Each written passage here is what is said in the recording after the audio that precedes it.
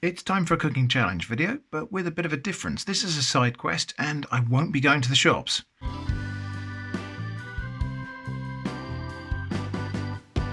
So as I say, this is a side quest, so the parameters are going to be a little bit different. Instead of shopping, we're going to have an assortment of things that are kind of almost channel memes.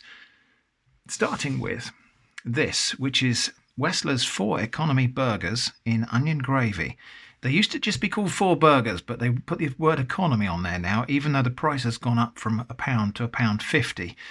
This is one of my lowest rated weird stuff in a can items. I really didn't get on with these, and I found them kind of mealy and gritty. But some people like them, and if that's you, that's fine.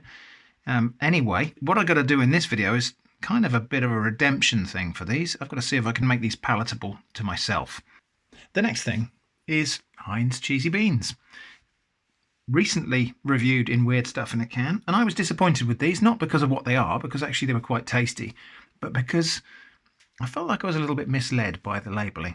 I expected these to be beans in a cheese sauce. Apparently I'm a weirdo for thinking that this cream-coloured motif here with beans on a creamy yellow background was an indication that this is beans in a cheese sauce. It does say Heinz baked beans with Cathedral City cheddar cheese in teeny tiny writing there. And apparently cheesy beans is a thing.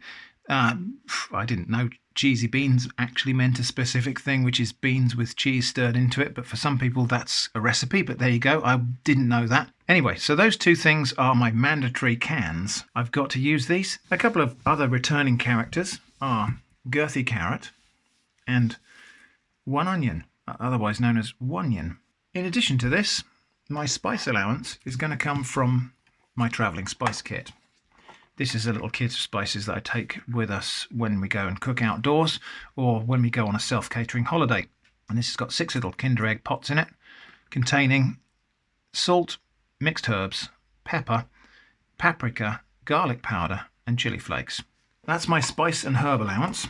And then in addition to that, we're going to have something from the fridge or freezer, something from the cupboards, something from the shelves or the table or kind of open storage, something from the garden, something foraged, water as usual, a tablespoon of oil or fat just really makes it possible to fry things.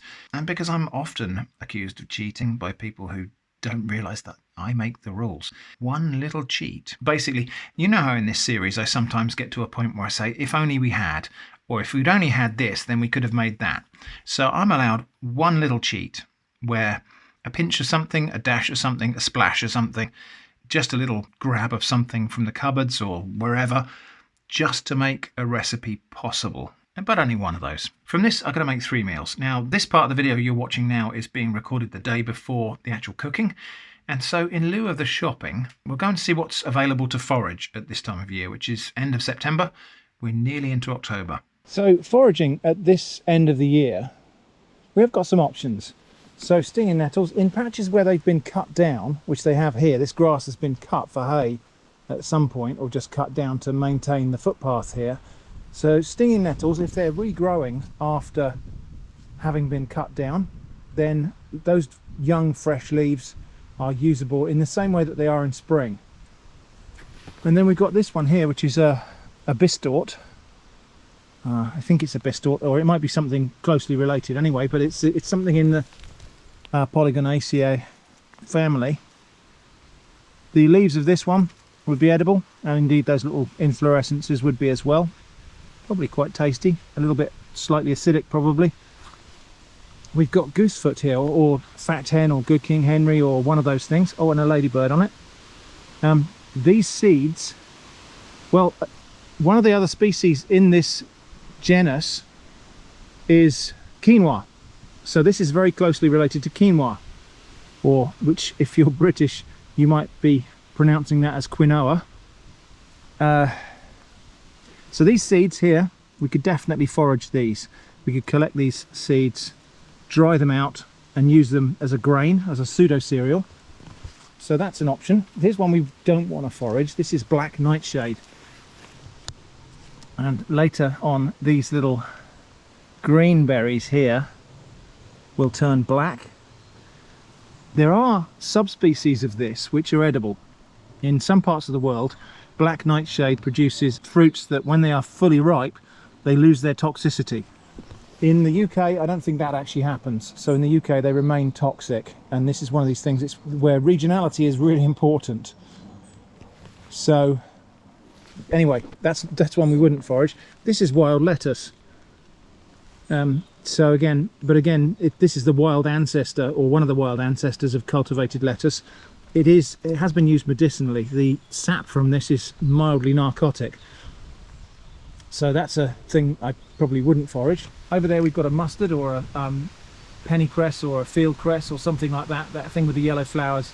Something in the mustard family. So potentially seed pods and or leaves that could be foraged there. What else have we got? Let's have a little look along.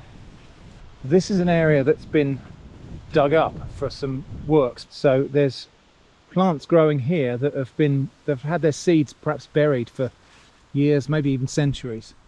So let's have a look and see what we've got here. I can see a mallow of some sort in there. I don't think that's common mallow. I think that might be tree mallow in there.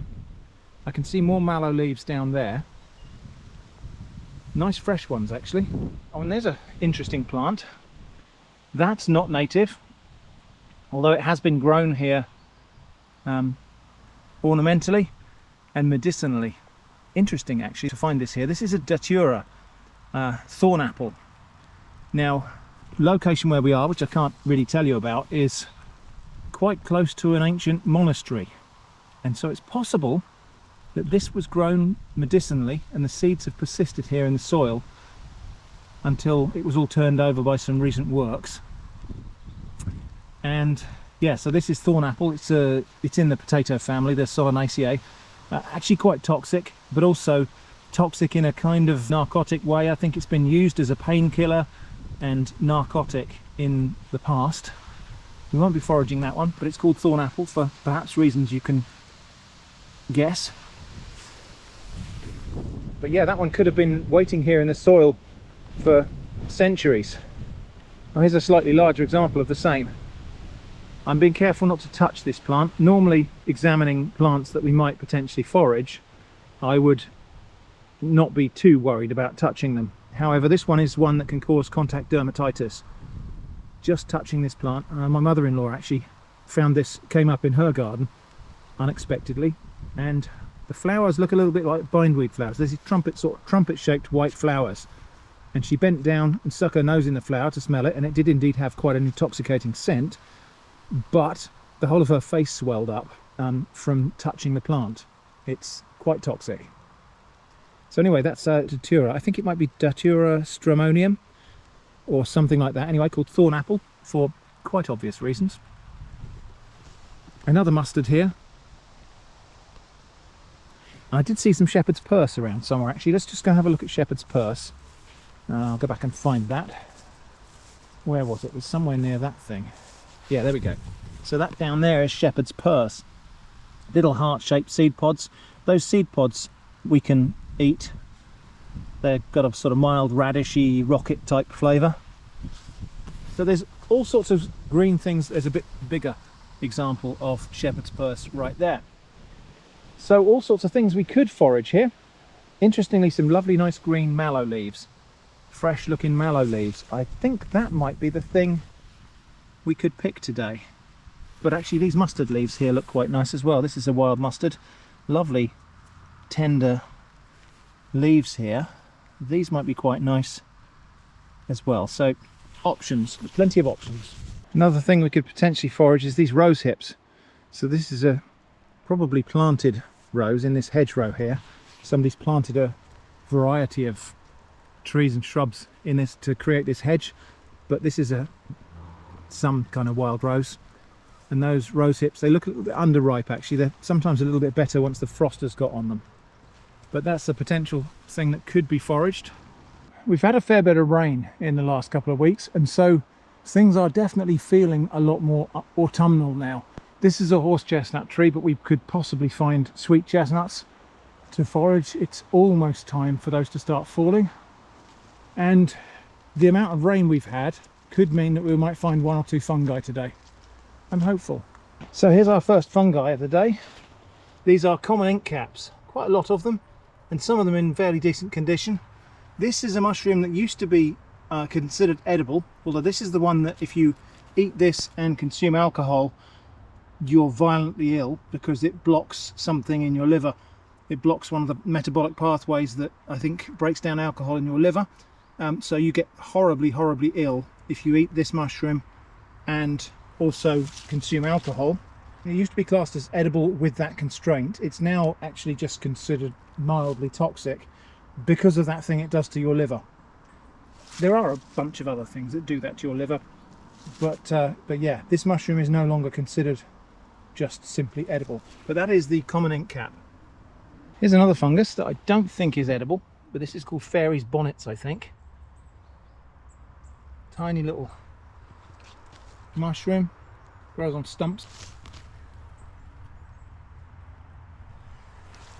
So not edible, but the fact that I'm seeing more fungi now is a hopeful sign. I'm not altogether sure this would count as foraging. Here's an apple tree that's overhanging somebody's fence. Looks like cooking apples. And whilst they are not all in perfect condition, I'm sure there are some fallers here that would be useful. I don't think this would really count as foraging. You'd probably call me a cheat if I did that. However, I might still pick up an apple or two, take home and cook outside of the scope of this exercise. So heading out now on a public footpath across open pasture. This is where we might find grassland species like horse mushrooms or field mushrooms, maybe parasol mushrooms. I have seen one little fungus. This is a wax cap, but probably not edible. Some of the wax caps are technically edible, I just don't think they're really very worthwhile. I think some of them you do find in huge quantities. They do tend to turn black once they're picked, which is just an aesthetic thing obviously, but yeah, like I say, the wax caps, very difficult to tell them apart. Some of them are edible. Footpath we got to follow goes along the edge of this cultivated field. Looks like maybe wheat or barley has been planted here. One of the questions I get asked a lot is, aren't you trespassing? Different countries have different levels of access to the countryside. Britain is covered with a network of ancient footpaths and rights of way, and so in general there's quite a lot of the countryside you can at least walk through. The concept of private property does exist obviously, and so this wood, for example, to my right is fenced off. It's private property. I'd be trespassing if I went in there. But this is a footpath, a public footpath, probably existed for centuries. I'll show you what the footpath map looks like for Dorset.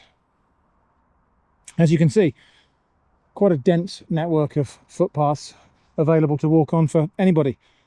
And they are protected by law, they're rights of way, most of them. Some of them are permissive paths where a landowner has just graciously decided to allow people to walk across their land. But a lot of them are established legal rights of way that can't be blocked or violated. Just looking here actually, so we could forage blackberries. The blackberry season's kind of over now, really. We've had a lot of rain, we've had some cold nights. There are still blackberries on the bushes, but the blackberry season ends quite early down here in the south of England, and so typically by the middle of September it's over, and we're now at the end of September, we're just about to go into October. Now what's interesting is, whilst we have got lots of legal rights of way here in Britain, our access to the countryside is probably a little bit more restricted than other parts of the world. So for example, Sweden, I think people just generally have the right to access the land and woodland and coast regardless of who actually notionally owns it. So yeah, different countries have different ideas of who owns the land and who can use the land. While we're here, we just have a look at this plant, which I know is not being represented properly by the camera, because this is red campion, and this specimen here is almost unbelievably pink, shockingly pink to my eye, and I know that my camera doesn't, in fact most cameras don't reproduce this colour properly. The specimen slightly to the left of it is a lot paler. That's kind of Barbie pink maybe. This is shocking, bright, almost fluorescent pink. And this is part of the sort of natural variability of this species. And it did occur to me that I've seen a lot of variability in the colour of the flowers, but also the shape of the flowers. The depth of cut on the petals, the diameter of the flower in general, does seem to vary a fair bit within the species. I think this could be a thing for a survey, much like the Chesil Beach survey, perhaps not quite as strenuous, but I think this is a thing we could survey and try and analyse. But it'll be next year now because flowering season's mostly over for this plant. Another possibility for foraging is hazelnuts. This is a hazel tree. I can't see a single nut here, although it is the season for them. You have to be really lucky to get these before the squirrels do, or to actually get these in preference to the squirrels getting them. Sometimes you will find, as oak trees do, hazels have a kind of mast year where every few years they will produce very large numbers of nuts. And those are the years when you might find, you might be lucky and get some. Unless, of course, you have a plantation of hazel trees and you do something to keep the squirrels out. Or control the population of squirrels, let's say. But yeah, no hazelnuts in evidence here, and none on the ground. That's a snail shell. So I'm going to assume that there might have been some hazelnuts here, but the squirrels don't mind eating them green. And so finding them ripe is something that doesn't happen all that often. Okay, well, despite what I said earlier about blackberries not being in season anymore, I have actually found a couple of plants with some decent fruit on them, and they still look really sound. So I'm going to pick these blackberries. I don't know that this is going to be my foraged item for this challenge, but I'm going to pick these anyway. So I've got something to fall back on. If I don't use them in this challenge, I will put them in the freezer and we'll use them for a pie or something later. So here's something to be really careful of, actually, when you're foraging. So, I don't know, if you were picking rose hips in a hedgerow and you were just grabbing indiscriminately red berries, this is one of the bryonies. I couldn't say which one, actually. It looks like it might be black bryony. Anyway, it's one of the bryonies. They're two unrelated plants, both of which produce poisonous red berries. It's a climber that grows through hedgerows. It's really common in Britain. And yeah, that's bryony. I wish I could tell you which one it is. And here's where you could make that mistake. So those are rose hips right there, and those are bryony berries. So they're all kind of growing intermingled. They are quite different. The bryony berries are a bit more squashy, but if you were just indiscriminately grabbing red things off a bush, off a hedgerow, you could ever so easily make that mistake if you don't know what you're looking at. Here's a slightly better look at it, and I might be able to tell you from what the leaves are. The leaves are all shriveled away, and there's a hemipterid bug there on the stalk. Oh, he's fallen off, sorry about that. Yeah, I can't tell you which bryony that is because the leaves have all shriveled away to nothing, but those berries, edible to birds, poisonous to mammals. Okay, here's one that's in slightly fresher condition, if you can call it that.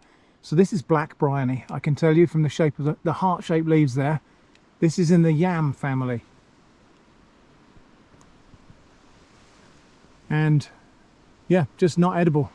And this is one of those plants that could be mistaken for wild yam that was in that fake foraging book, because it does fit the description given in the really sketchy description given in that foraging book.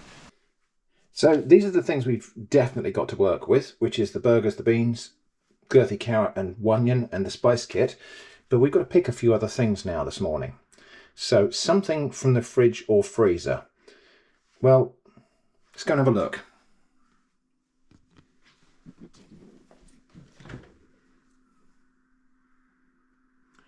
So kind of tempted by butter, not the spreadable sort. I've got butter there. Kind of tempted by that. We've got milk. I got some cabanossi there as well. We could have had. We've got jam, yogurt, but I think it's actually going to be cheese.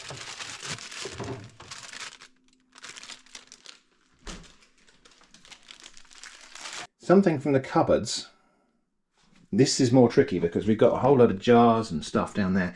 Now here's the problem with a video like this, which people have suggested quite a lot, you know, why don't you just make things from your cupboards?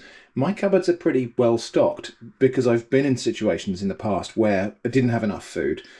I have prioritised making sure my cupboards are stocked over and above perhaps some other things I could have spent money on. Anyway, we've also got this cupboard down here, which has got lentils, lots of different baking type of things. We've got flour, sugar, and so on. I think it's actually going to be flour. I think this one, 6-seed bread flour, is probably only about 200 grams in there, but that'll be enough. Something from the shelves or table. Now, when I said shelves or table, basically there is a lot of things that isn't in cupboards. So we've got pearl barley, we've got that's dandelion coffee, a jar of gherkins that I haven't got around to putting away yet, foraged nettle seeds, bovril, macaroni, spaghetti, stock cubes and garlic, pumpkin seeds.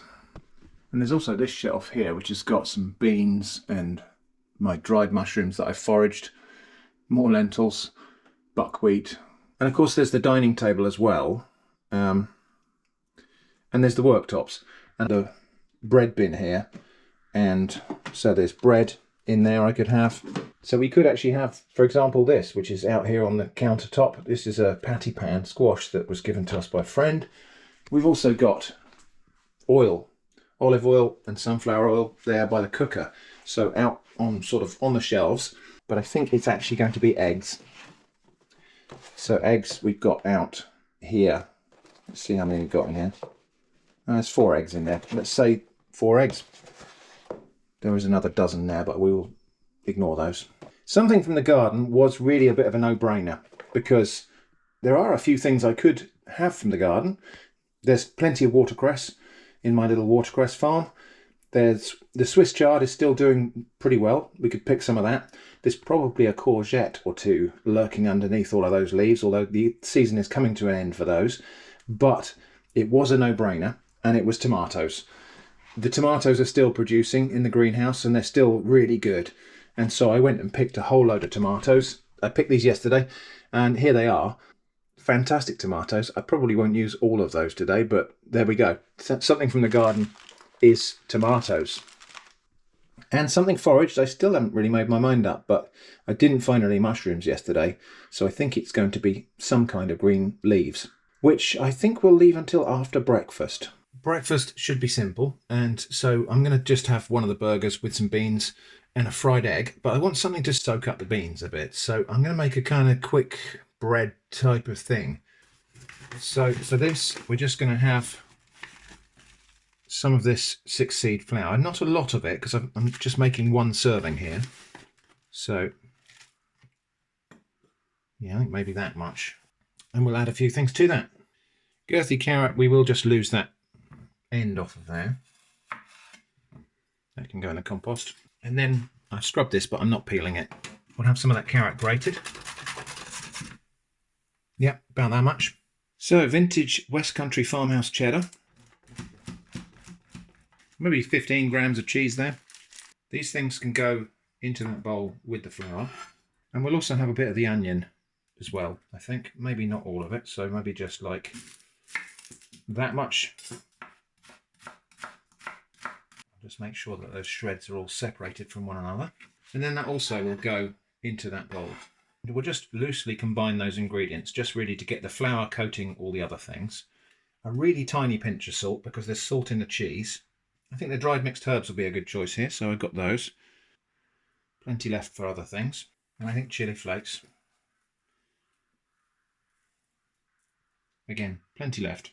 So cold water, tiny little splash. That's all sticking together quite readily now, so I think I'll probably get my hands in there and just bring that together into a ball. That's good. Right, I think rather than roll it, I'm going to divide that into 3 pieces and then tight ball and then squash it flat with my palms like this. over to the cooker now. But first, let's measure out the oil allowance, which is going to be olive oil. 1 tablespoonful of olive oil. So that's my oil allowance for the day. Not a lot. I mean, I could use my cheat to get more oil, but I'm going to keep that for now. Okay.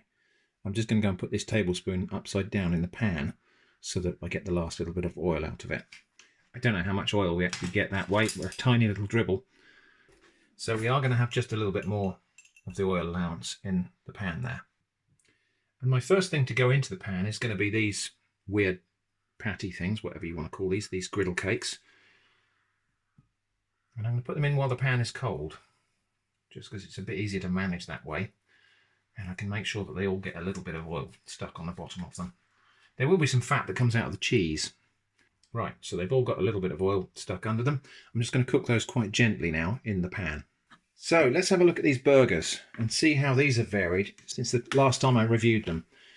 It's worth mentioning that not only was this one of the lowest rated weird stuff in a can items, it's also the video probably on the channel with the worst quality audio. I recorded it on an action camera that I was testing at the time, and it was actually the first test of that camera, and it turned out the audio was terrible. And there it was anyway. So there we go. It is some amorphous meat product in a gelatinous, looks like tomatoey paprika sauce. Let's have a sniff. Oh, it smells like any canned meat would actually. It smells like a meaty soup.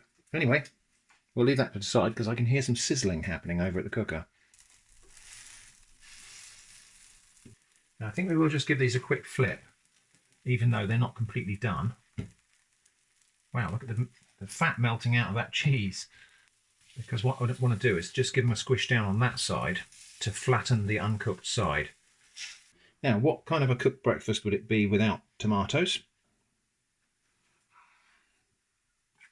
So we will have one each of the yellow and red tomatoes. This is a marmande, I think. This is from the marmande plant, but it's quite a small one. That's a slightly larger one. We've had most of the bigger ones off the plant already. There are still more to come. And this is Golden Sunrise.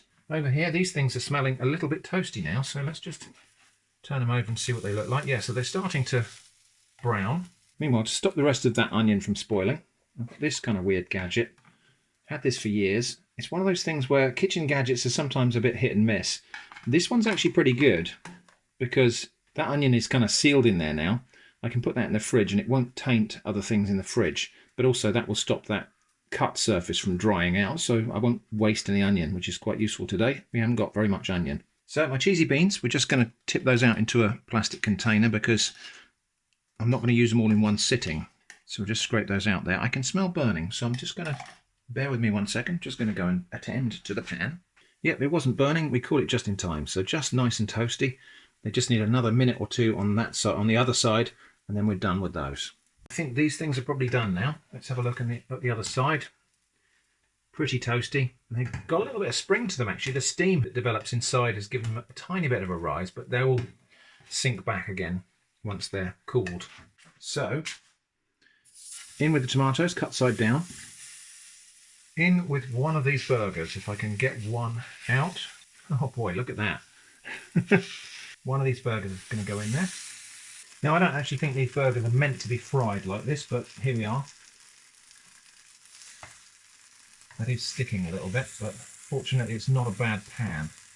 So I'm just going to move that around a bit to stop it from sticking permanently. I've got a pochette ring here just heating up. And in that I'm just going to put a tiny dab of olive oil. And actually most of all, I want that oil brushed around the inside of the ring. And then egg. With the burger now. Well, that doesn't look altogether terrible, does it? So we will begin plating up. So I think we're going to start with just one of those griddle cake things. I've got the other two here. We might have them on the side or save them for later. We'll have the burger on there with a bit of congealed sauce for cooked tomatoes. And where the burger came out, I've just cooked some beans. I would not normally cook these in the pan like this, but since we've already got this pan hot, we'll do it this way. And this egg, I'm just going to take off the ring. Might actually be the most successful pochette egg I've ever cooked. And I had to say that because then I could ruin it. So continuation of platement. I mean, what we could do here, fake the egg. There we go, still sunny side up. And then the beans kind of in the middle there. Essential addition to breakfast will be a little sprinkle of black pepper, since we have it. So there we go, that's breakfast. And I think if you've watched this series before, you will hopefully agree that's not by any means the weirdest or worst breakfast I've made on this series. I am curious, first of all, to taste one of these burgers and see how my perceptions have changed and see maybe how these products have changed. That does seem a lot softer than it was last time I tasted these. Indeed it is. It's kind of sausagey, quite a lot like Spam in texture. The other thing we'll need to taste is this experimental cake thing. It is a bit doughy inside, but it is cooked. Oddly sweet, I suppose that's the carrot. Not the tastiest thing, but perhaps with some beans. Yeah, it's all right like that. So, yeah, this thing, I would say the recipe must have changed for this since I last reviewed it. It no longer has that weird grittiness to it. So perhaps they're doing something different. So here's the thing. If it means anything, I've had worse breakfast than this in a hotel. And I've certainly had worse breakfast than this on this series. Honestly, that was not bad. So these burgers are going to go into this container and that'll go in the fridge. I mean, it's worth noting, these are not anything like burgers. They are some kind of meat-based patty, but they're not like burgers you'd put in a bun. Beans also into the fridge. After some consideration, I went for the mallow leaves for the foraged item. So we got some nice, fresh, tender mallow leaves. I'm going to give these a really good rinse, and then I'll let them sit for a bit and give them another rinse. So first rinse will loosen up any dirt that might be on them. Second rinse will wash it off. Eva! Now the reason I chose mallow is, for one thing, I haven't eaten this before, but also I wanted something that would perform a little bit like spinach. So this is a mild tasting leaf, I think, but also if you cook this, it can thicken soups and things. So we might try something with that. The other thing I'm going to do in kind of anticipation and preparation of later use, I've got this 6-seed bread flour. This is a wholemeal flour with whole seeds in it. But I want to try baking something with a rather finer flour than this. So I'm going to put some of that in a sieve and just sift out some of the finer flour grains, leaving behind more of the bran and seeds. This is not going to go to waste. I'm just going to use these in 2 different ways. Right, so there we go. So we've got, there is basically mostly white flour. It's got a little bit of bran in it. And then we've got quite a coarse, mealy, seedy flour. But I think this is the point where I'm going to invoke my cheat, which is going to be a little bit of yeast. I want to make something that rises a little bit. I'm going to use a little bit of yeast and make a starter. So a little bit of lukewarm water. Normally I'd put sugar in this, but I don't have sugar today. So we're going to have a teaspoonful of flour and a teaspoonful of yeast. And we'll know that's working because it will froth up. Right, time to make a bit of lunch. So this is the more grainy component of the flour. I'm going to try to make pastry out of this. We're going to flavour the pastry with a bit of paprika. We will also just have a tiny pinch of salt in there. And because this is pastry, it is going to need some fat. So I'm going to put in some of my olive oil, maybe about half a tablespoonful. Hopefully that should be enough. I'm also going to work in some cheese into the dough to make a kind of laminated dough, a little bit like you would do with butter to make a rough puff pastry kind of thing, but I'm going to use cheese. And because this pastry may have a little bit of trouble sticking together, instead of water, I'm going to beat an egg and put that in there. Not actually going to put all of that beaten egg in there because I'm going to save a little bit for egg wash. Also, there's not a lot of flour here, so I'm not actually sure that this dough needs the amount of moisture that's available in that whole egg. The majority of the blending done. Right, just get my hand in there and bring that dough together. Don't think it needs much extra moisture, if any. Yeah, I think that might be enough moisture in there. Just give that surface a bit of flour. It doesn't matter that this is the flour with bits in it, because this has got even more bits in it. Now I want to laminate this dough to make it a little bit puffy, a bit like puff pastry. Normally you do that by adding chunks of butter at an earlier stage. I don't have butter, but I do have cheese. So I will grate a bit of cheese on there. I could have put that all on one side, I suppose. Fold it over and then roll it out again. Do the same again. A bit of cheese on there. Fold it over. I'll turn it this time, so we're rolling it the other way. Not bad. One last little layer of cheese. One last fold. And then this time, I'm going to roll in both directions to try to spread this out into a thin, well, a thin, almost a square. And normally I'd leave that to rest for a bit, but this is bread flour, which has got a lot more gluten in it. And so it comes together more readily than does regular pastry. I'm just going to cover that up and leave it like that for the moment. This kitchen's cold enough that that will just rest as if it was in the fridge. In this pan here, now these are not, of course, the correct ingredients for a Cornish pasty, but they are what I've got.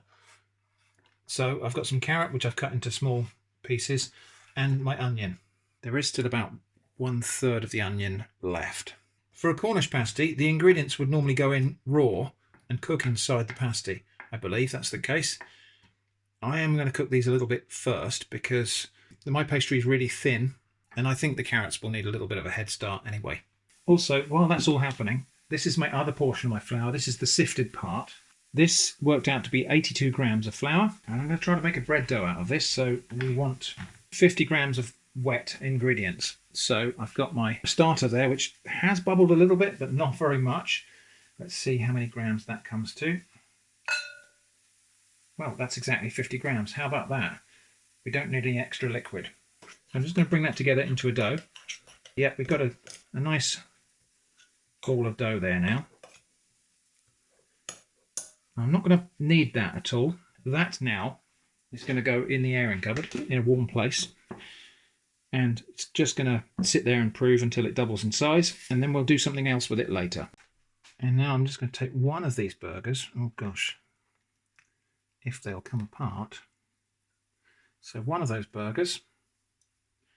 Those are chunks of congealed fat, by the way. And you could probably cut this with a spoon, but I'm going to cut it up into little slices. You can see how meat product that is and not meat. Kind of ashamed to be putting this in a pasty, but it's what I've got. And then over to the cooker. So those onions and carrots have softened a bit and taken a bit of caramelization. I've got those pieces of burger in there. We are going to need some fortification, pepper. That's an important spice in pasties. And we'll have some of these herbs. Now, I think we will just have one extra thing, which is going to be a diced tomato. Skin on. Okay, I'll turn the heat off now and I'll just let that just steam a little bit more in the pan. This pastry's had a chance to rest now, and yeah, it feels pretty pliable. I'm going to have to be careful though. This is probably quite a brittle pastry, just on account of the fact that it's got a lot of grain in it. So the filling, which has had a chance to cool down a little bit now, I'll get that on there. Yeah, it looks like about the right amount. Brush the perimeter of the pastry with water. Fold over, and this is the moment of truth. I think it might be a little bit too much filling, but let's see if I can squish it down.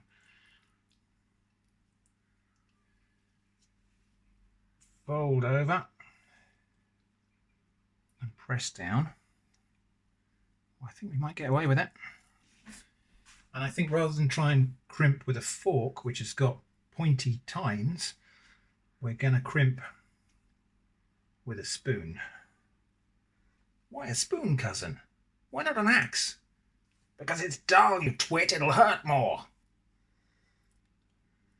And then I think we just trim off the excess. Well, it seems to be holding together okay. There's still a little bit of olive oil left. And I can probably brush some out of there if I need some for something. I doubt this pastry will stick because it's got cheese in it anyway. We'll just make a few little vent holes in the top here. And then, egg wash. The rest of the egg we didn't use in the actual dough. We can give this a nice egg wash and hopefully we'll get a really lovely golden colour. Now this is going to bake quite dark because it's already quite dark before we even put it in the oven. So don't be surprised if this comes out looking like it's burnt. I'm going to cook it probably 20 minutes at 180, maybe 25 minutes at 180 Celsius. There we go, that's the egg wash. There is a tiny bit of egg left actually, so I might save that in the fridge in case we need it for something else. So that now goes into the oven. So while we're waiting for various oven things to happen, I'm going to prepare some of these tomatoes. Now, it might seem like a travesty to be cooking with these beautiful tomatoes. They really are lovely. But I'm kind of over that now because we've had so many tomatoes this year. It's been such a good year for them again. I'm kind of okay with cooking these now. The first few of them, obviously, you want them in salads, really. You want to enjoy them fresh. And it's still lovely to do that now. Gosh, these are so sweet. But we're at the point now where cooking with them is, well, it just saves us buying a tin of tomatoes. We'll have some of these yellow tomatoes as well, especially the really ripe ones. Some of them are so ripe they're translucent now. So just tomatoes, tiny bit of water in the bottom of the pan just to stop them from catching on the pan. And we're going to stew those down until they're completely soft. It's only been about 10 minutes and those tomatoes are now completely cooked down. So now I'm just going to drive them through this sieve. This is a slightly coarser sieve than I used for the flour earlier. And obviously we are getting a kind of orangey tomato puree here because there were some yellow tomatoes in here. I think that's more or less all of it comes through. Right, make sure I'm free of seeds on the spoon and then we can scrape the bottom like that. And there we go. Tomato paste, quite runny, but boiling it did reduce it a little bit anyway, so that's actually pretty much 100% tomato there. And it must be just about time for that pasty to come out. I reckon that could maybe withstand a few more minutes cooking. Right, so there we are. One pasty stroke empanada. Of course, right now that is savoury napalm. So we'll let that cool a little bit. Because pasties are designed to be eaten on the go. They are kind of portable lunches. That's the whole point of pasties. So as soon as this is cooled sufficiently to pick up, I think I'll wrap it up. We'll carry it out. We'll take the dog out for a walk. And we'll go and eat this out in the fresh air somewhere. We have hiked to the very tippy top of a very big hill. I wish I could show you the scenic view from here, but you can see my house from here. So we're just going to have to be content with seeing the pasty. During the walk up here, this has hopefully cooled down to a edible temperature. It still feels quite hot actually. So anyway, here goes.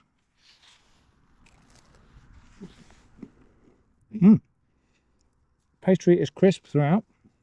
I'm pleased and also slightly surprised with how well it held together, given that it was kind of about 50% seeds. Filling is nice and moist.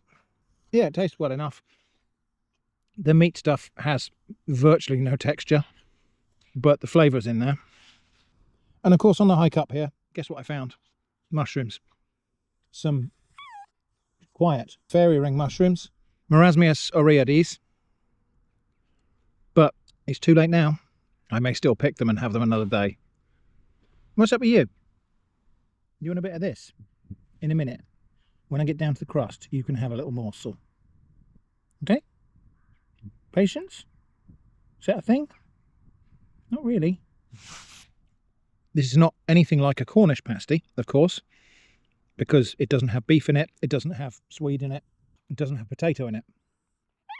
However, that is a relatively tasty empanada or pasty or whatever you want to call it. Sit gently, gently.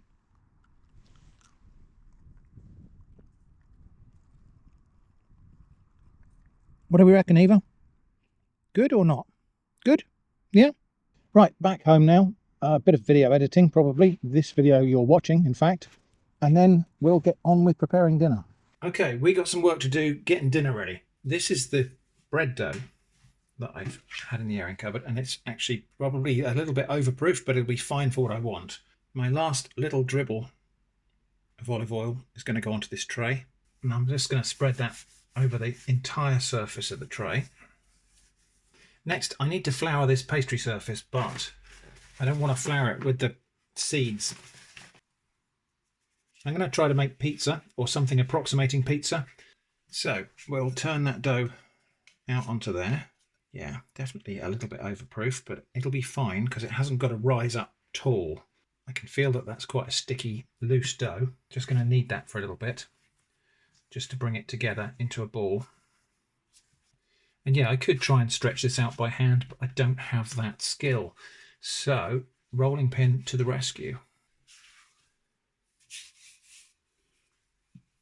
I'm just going to roll this out nice and thin. Going to make a kind of thin crust pizza, or something approximating pizza. As I say, people get really uptight about authentic pizza, but historically pizza's kind of a leftovers dish. It's kind of whatever we've got, you know, it's put something that we have on a piece of bread so that we can fill our stomachs. And so it is a little bit weird that people get exercised about the notion of authentic pizza, because, you know, if we want to be authentic, if we want to be true to the origins of pizza, then you make it with whatever you have. Yeah, it's still stretching out. It's going to be a really nice thin crust. I want a really crispy thin crust that cooks really fast. That's good. That's probably, if we go any more than that, I won't be able to fit it on the tray. So we'll roll it up and get the tray in, and then we will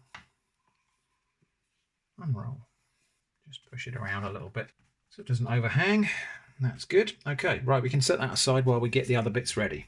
So those other bits are going to include a sauce. So our recurring character of hand blender is going to come back into play, and the sauce is going to receive some of this tomato pulp, not all of it. Maybe that's about a third of it, I reckon. And we are going to put some of these beans in the sauce for the pizza, really just to thicken it up. But also, there's a lot of flavour here, and this will really fortify that sauce.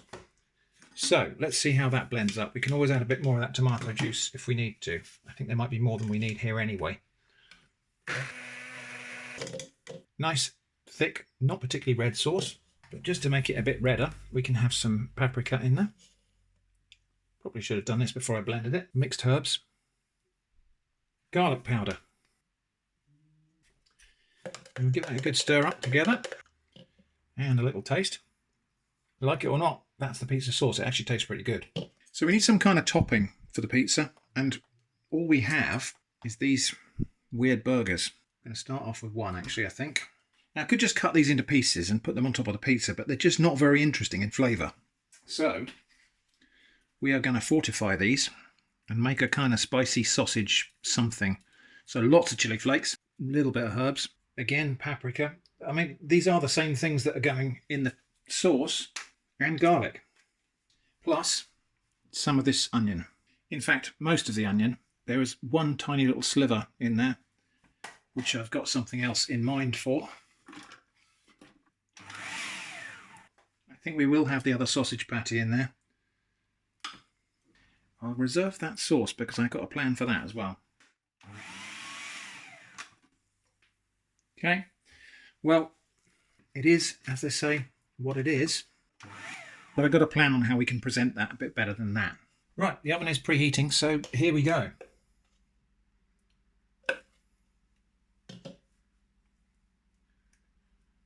It's probably enough of that. And yeah, I know this isn't the right cheese for a pizza, but That's what we got, which makes it authentic. And now this weird sausage stuff, which I confess looks like cat food. Hopefully it won't taste exactly like cat food. And so all I'm going to do with this is just quenelle it like that. And then we'll put some nice, neat little quenelles of this stuff on there. Now, one of two things will happen here. One, it might stay in shape like that and go crispy. Two, it might melt and spread. And to be honest, I'm kind of down with either of those. Okay, there wasn't quite enough to go symmetrical on that, so I've broken the symmetry. Next, a little bit more cheese. And then I think we will have some of these mallow leaves on there. I'm just going to shred these up really fine. Okay. Now, that would just burn if we left it like that, but fear not. Cheese to the rescue. Okay, right, no more cheese. But I think we will have a few little slices of tomato on there. Right, let's get that in the oven. Now, it's probably only going to take about 10 minutes.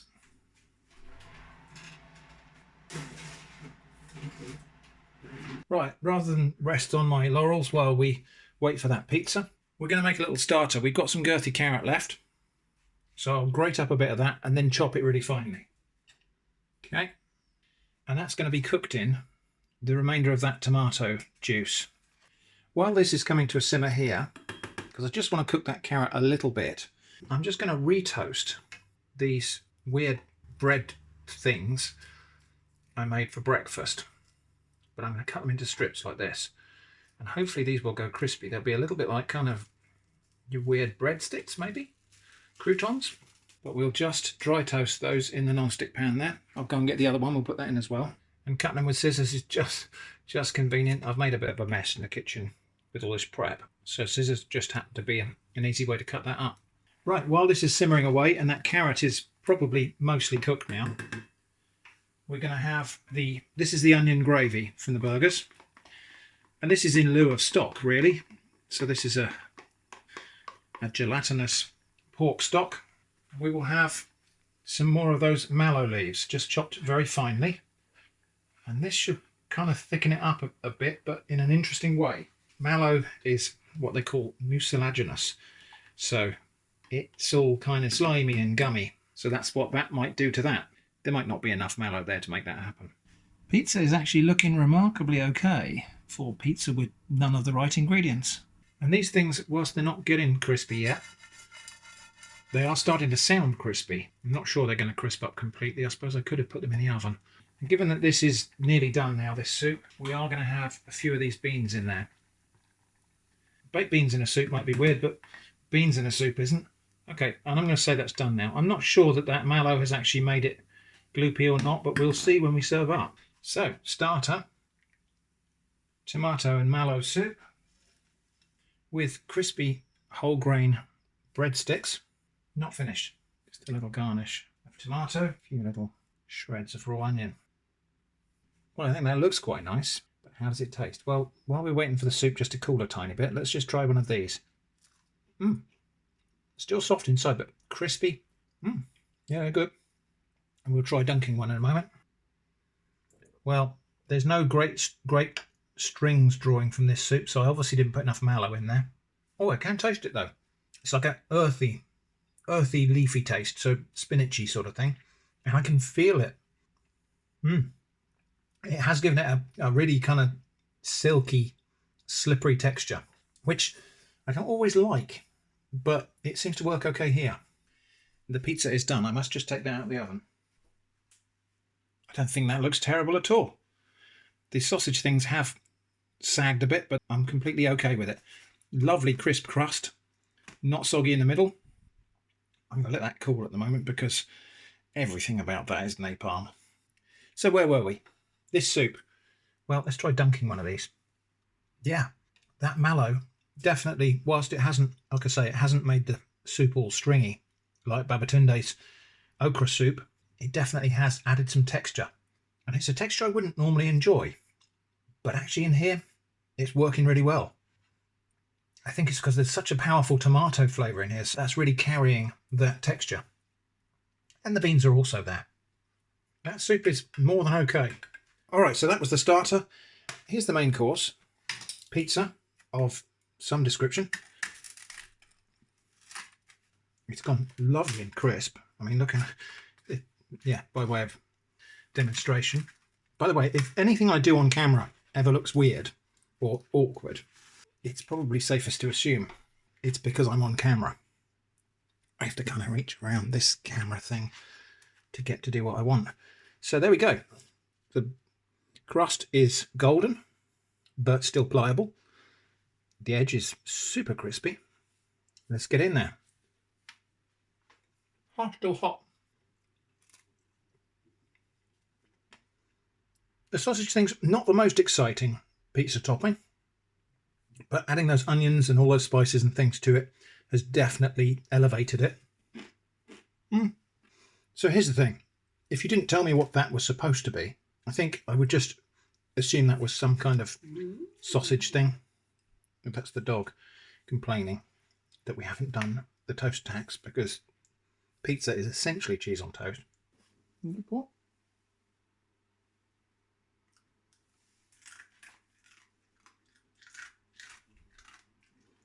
Well, if you wanted evidence of a crispy crust, there it is. So here we are again after it's cooled down. This is now not chilled pizza, but this is cold pizza. I sometimes think cold pizza is nicer than hot pizza. But anyway, let's give this a try. This mallow, as a vegetable, doesn't really do anything on here, apart from look green. But, wow, the sausage stuff, I may have put a little bit too much chilli in that, but it's quite nice. Anyway, I think it's probably time to go back now to Studio Shrimp for the wrap-up, the scores, and to figure out if we learned anything today. Studio Shrimp here. This video is already longer than usual, so let's crack straight on with rating the dishes. Breakfast, fairly simple, but reasonably satisfying. Although the one thing that I actually made, that sort of griddle cake thing, was strange. I think it might have been nicer with less flour to make something a bit more like a rushti. Still, not a bad breakfast for this series, so 6 out of 10. Lunch, seedy pasty. This was pretty nice. I do enjoy a pasty, and although this was not the best I've ever had, it's better than some I bought. 7 out of 10. Dinner, starter, gloopy soup. The mallow really did add an interesting texture to the dish, which I thought might have been challenging, but in the context of a really robust tomato soup, it worked well, and the texture thing was actually enjoyable. The nutty, seedy breadsticks were better than the griddle cake thing they were made from, so this dish can have another 7 out of 10. Dinner, main course, historically authentic pizza. This was very satisfying, and of today's dishes, this was the most pleasant presentation of those economy burgers. I think this one deserves 8 out of 10. What have we learned? Well, although I didn't perhaps make massive use of the foraging element, that mallow thing was interesting, and I think I might be up for trying something even more gloopy, as long as there's a robust flavour to back it up. Gloopy and bland would not be okay. Gloopy and tasty might be good. And I think these burgers must have changed recipe in the several years since I last opened a can. The previous time they were hard and bitty, this time they were soft and smooth textured, like luncheon meat. Almost too smooth, but better that way than the other way. And of course, whilst there was still a challenge element, this time it was made easier by being able to exercise more choices, having more spices and a greater count of ingredients in total, and having delicious homegrown tomatoes in copious supply. But it's a side quest, so that's fine. Next time we'll be back to a shop of some sort, and with the more regular kinds of limits. Anyway, I hope this has been interesting. Thanks for watching, and I hope to see you again soon.